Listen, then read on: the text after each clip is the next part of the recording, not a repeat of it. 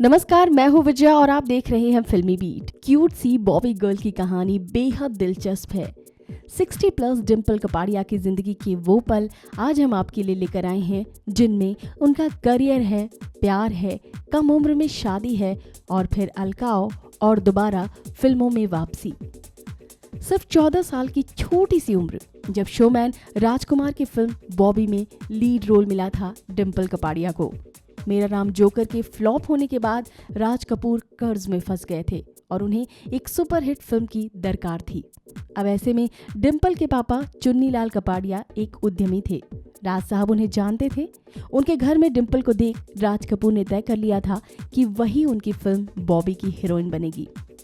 राज कपूर ने चुन्नी भाई को साइनिंग अमाउंट पकड़ाकर राजी कर लिया, पर जब डिम्पल स्क्रीन टेस्ट के लिए कैमरे के सामने आई तो लग ही नहीं रहा था कि वो पहली बार एक्टिंग कर रही हैं। और ये बात खुद राज कपूर ने 70 के दशक में फिल्म फेयर को दिए एक इंटरव्यू में कहा था। 14 साल की डिम्पल में जो आत्मविश्वास था वो बड़ी बड़ी हीरोइनों में नहीं होता, वो एक्टर बनने के लिए ही पैदा हुई थी। बस उसने एक ही गलती की, अपना करियर बनाने से पहले शादी कर ली।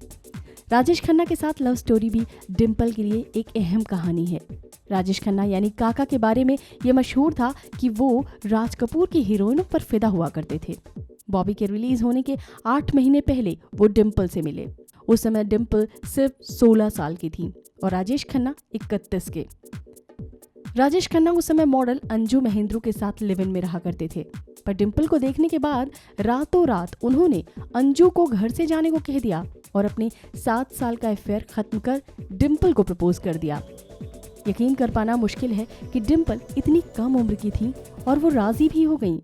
राजेश खन्ना और डिम्पल का इश्क परवान चढ़ता रहा और प्यार का आलम ये था कि राजेश खन्ना ने जुहू में सागर किनारे बेशकीमती हीरे की अंगूठी बॉबी डिम्पल की उंगली में पहनाई। कुछ दिनों में दोनों की शादी हो गई। बॉबी का कुछ शूट अधूरा रह गया था जो बाद में डिम्पल ने पूरा किया। आपको बॉबी के कुछ सीन में डिम्पल की शादी के तुरंत बाद वाले शूट में उनके हाथों में मेहंदी साफ देख सकते हैं। डिम्पल ने शादी से पहले रोटी और पाप और पुण्य जैसी फिल्में साइन की थी, पर राजेश खन्ना ने उन्हें फिल्मों में काम करने से मना कर दिया। बाद में इन फिल्मों में मुमताज और शर्मिला टैगोर ने काम किया। इस दौरान 2 बेटियां हुई, ट्विंकल और रिंकी। उसके बाद डिम्पल की दूसरी पारी शुरू हुई पूरे 11 साल बाद। डिम्पल अपनी दोनों बेटियों ट्विंकल और रिंकी के साथ राजेश खन्ना से अलग हो गईं।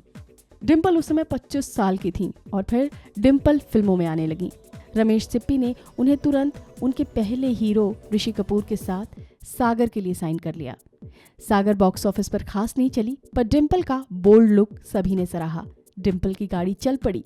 उस दौर में उनकी बड़ी बेटी ट्विंकल उनके साथ हमेशा रहती थी। ट्विंकल शूटिंग के दौरान मम्मी के कपड़े संभालती थी। सोर्सेस के अकॉर्डिंग डिम्पल का उस समय राजेश खन्ना से अलग होने की वजह उनके पीने की आदत और गुरूर बताया गया। डिम्पल का कहना था कि उन्हें अपने लिए, अपनी बेटियों के लिए एक खुला घर चाहिए था जहां सब अपनी आवाज उठा सके और खुलकर जी सके। हालांकि डिम्पल ने काका से तलाक लेने की बात उस समय नहीं सोची थी। 1985 में डिम्पल ने नासिर हुसैन की फिल्म मंजिल मंजिल में सनी देओल के साथ काम किया। ये फिल्म नहीं चली, पर यहाँ से प्रेम की एक नई कहानी शुरू हो गई डिम्पल और सनी देओल के बीच। सनी भी डिम्पल की तरह शादीशुदा थे और उनकी पत्नी पूजा, जो कि फॉरेनर थी, उनका पहला नाम लिंडा था। यकीन मानिए कि सनी और डिम्पल इतने करीब आ गए कि डिम्पल की बेटियां सनी को छोटे पापा कहकर बुलाने लगीं। यह अफेयर भी शादी की तरह ही 11 साल चला। फिर धर्मेंद्र सनी से खफा हो गए। सनी और डिम्पल का रिश्ता किसी से छिपा नहीं। सनी की पत्नी पूजा वैसे तो सालों से इस बात को सह रही थी। एक दिन उसने पूरे परिवार के सामने ऐलान कर दिया कि वो अपने बेटों को लेकर लंदन जा रही हैं और सनी से तलाक ले रही हैं। धर्मेंद्र को ये बात इतनी नागवार गुजरी और उन्होंने सनी को सख्त हिदायत दी, जिसकी वजह से सनी को झुकना पड़ा और फिर दोनों के बीच दूरियां आ गई।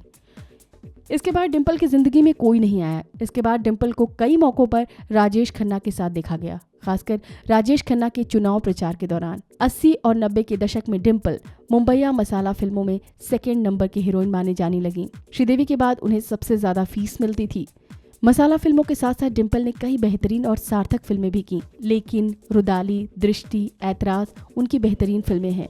रुदाली के लिए उन्होंने नेशनल अवार्ड भी जीता। आपको जानकर हैरानी होगी कि डिम्पल ने इसके बाद फिल्में अपनी शर्तों पर की।